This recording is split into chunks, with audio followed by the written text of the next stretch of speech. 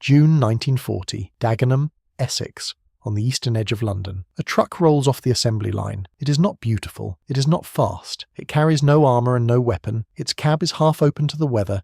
Its engine hidden beneath a bonnet that looks like it belongs on a civilian delivery lorry.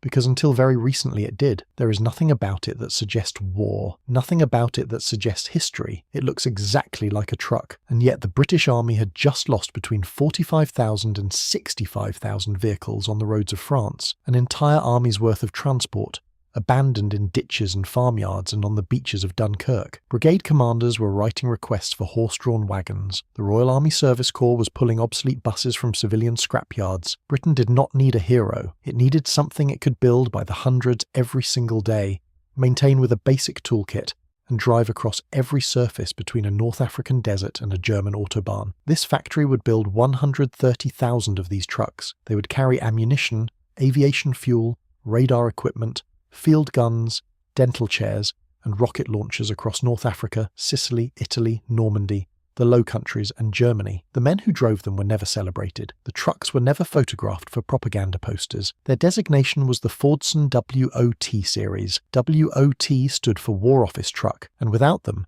the British Army could not have moved. To understand why the WOT existed, you need to understand the problem Britain faced before 1939. Throughout the interwar years, the British Army treated motor transport as an administrative inconvenience rather than a strategic asset. The vehicle park was inherited chaos. Surplus lorries from the Great War patched together with whatever civilian makes could be requisitioned at short notice. There was no standardization. There was no coherent doctrine for motorized logistics. As war became inevitable, the War Office issued specifications for 3 classes of military truck, 1500 weight, 3000 weight, and 3 ton, and handed initial contracts to established suppliers, Bedford in Luton, Morris in Birmingham, Austin in Longbridge. Ford was not among them. But after September 1939, the Ministry of War looked at Ford's plant at Dagenham and saw capacity that no other British manufacturer could match. 40 acres on the north bank of the Thames, 35,000 workers, assembly lines that could be converted to military production within months. By June 1940, Dagenham was producing approximately 130 military vehicles per day. By the war's end, the plant had turned out 355,000 vehicles of all types, including universal carriers, staff cars, and tractors, in addition to over 250,000 V8 engines. All 5 WOT variants shared a single power plant, the Ford Flathead V8, displacing 3,621 cubic centimetres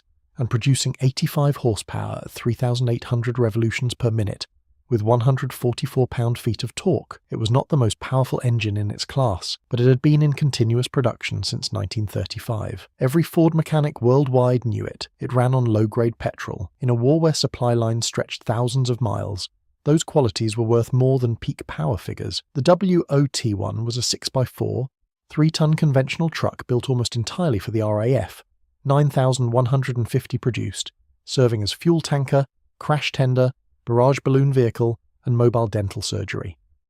The WOT-2 was the family workhorse, a 4x2 1,500 weight light utility truck at roughly 60,000 units, the single most numerous British military truck of the entire war. Early open cab versions, infamous for their canvas doors and folding windshields, earned the nickname flu or pneumonia wagon from the men who drove them in all weather. The WOT-3 was the 3,000 weight rear drive version, approximately 18,000 built, used mainly by the RAF for general service loads and mobile workshops. The WOT-6 was the serious frontline vehicle, a 4x4, 3-ton forward control truck with a selectable low-range transfer case and a roof cutout for a machine gun mount, 30,000 built from 1942 onward. The WOT-8 was the rarest, just 2,500 units, a 4x4, 3,000 weight forward control truck combining the V8's torque with all-wheel drive across both axles. None of them were elegant. All of them were necessary. Before we follow them into the fighting, if you're finding value in this deep dive into British military logistics, hit subscribe.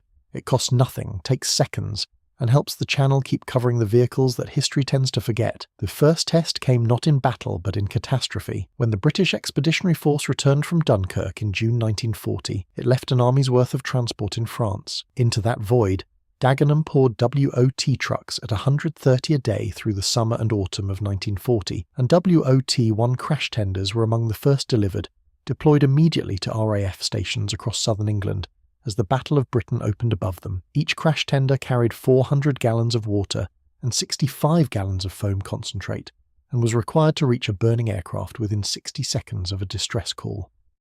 They ran shift after shift through that summer, arriving at burning Hurricanes and Spitfires on grass dispersal fields from Biggin Hill to Waddington, and no filmed record celebrated what they did. They simply ran. In North Africa, the WOT-8 entered the Western Desert in 1942 as an artillery tractor with the 8th Army. The conditions stripped away any illusions about mechanical sophistication. Fine sand infiltrated every seal. Daytime temperatures reached 40 degrees Celsius and beyond. Fuel quality was inconsistent. Maintenance had to happen in the open desert with whatever tools the crew carried.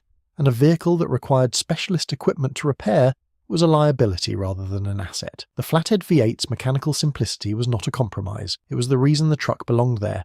The WOT-8 reached El Alamein in October 1942 and towed field guns into position for the opening barrage of the Second Battle of El Alamein, the largest British artillery engagement of the war. BBC war correspondent Godfrey Talbot covered the battle from a converted WOT-8 recording vehicle he named Belinda, describing it as large and fat and friendly-looking, always overburdened, long-suffering, but great-hearted. When 900 guns opened fire at 9:40 hours on October 23rd, 1942, the vibration was so severe that the recording cutter jumped from its disc and buried itself in the surface. Belinda absorbed the concussion and stayed put. Talbot's recordings, eventually salvaged, became some of the most important audio documents of the North African campaign. From El Alamein, the 8th Army drove west and then north, into Sicily and up the spine of Italy, and the WOT-2 followed every step. Italian roads were narrow, steep, and destroyed by rain and shell fire. The rear-drive WOT-2 struggled on the worst mountain tracks, and the open cab variants inflicted genuine misery on drivers during the bitter winters of 1943 and 44, but the trucks kept turning. Royal Army Service Corps transport companies supplying the advance from Naples northward ran mixed fleets of Bedfords and Fordson WOTs, and drivers who were asked to compare them said the same thing consistently. The WOT-2 was harder to keep warm in. It was not harder to keep running. For Operation Overlord, WOT-2s were photographed in marshalling areas across southern England through the spring of 1944. Over 148,000 vehicles crossed to Normandy in the first month of the invasion, and the WOT-2, as the most numerous British light truck in service, was in column after column moving stores from beach roadheads to forward units inland. Through the autumn and winter of 1944 to 1945, across the Reichswald and the approaches to the Rhine, the same chassis that had crossed the Western Desert was grinding through German mud. The most unexpected chapter came through lend-lease. 868 WOT-8s were loaded onto Arctic convoys and shipped to the Soviet Union. 731 arrived. 137 were lost to convoy attacks. Soviet engineers assessed the vehicles and reached a practical conclusion. The 4x4 WOT-8 chassis was capable of carrying the launch rails and rockets of the BM-1316 Katyusha multiple rocket launcher. The Red Army mounted the weapon on a truck designed in Essex and fired it at German positions on the Eastern Front. It was unplanned, unscripted, and entirely consistent with how the vehicle had been used everywhere else. On paper, the Bedford QL appeared to be Britain's superior 3-ton truck. It was a 4x4 produced in over 52,000 units, with a broader range of specialist body variants than any WOT, and Bedford's parts network was the most extensive in British service. Those advantages were real. In practice, the comparison was less straightforward. Soviet evaluators who received Bedford QLs under lend-lease specifically noted that the vehicle lacked pulling power under load. The WOT-6's V8 produced 85 horsepower against the QL's 72, and the torque difference was felt most acutely when towing loads up gradient, or pushing through soft ground with a full payload. The WOT-6 pulled harder. That mattered on Italian mountain roads and in the mud of northwest Europe more than it had in the open desert. Neither British design could match the American GMC CCKW, a 2.5-ton 6x6 truck produced in over 560,000 units, with 3 driven axles, up to 104 horsepower, and a rated payload routinely doubled in field use. Britain accepted this and worked around it. American trucks handled the longest runs and the heaviest strategic loads. British trucks handled the shorter range, last-mile work that kept frontline formations supplied between depots. The WOT series was built for exactly that role. When the war ended, the WOT series was withdrawn rapidly and scrapped in large numbers.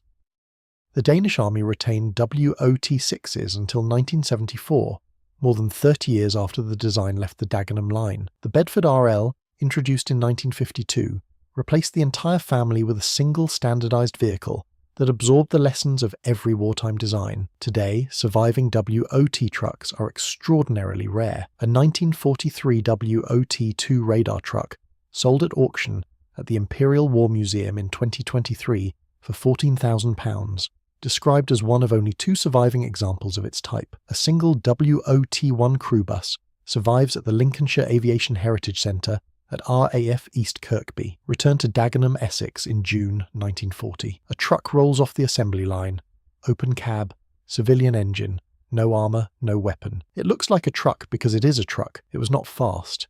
It was not four-wheel drive in its most common form. It gave no protection against weather and none against enemy fire. Its cab soaked drivers in rain.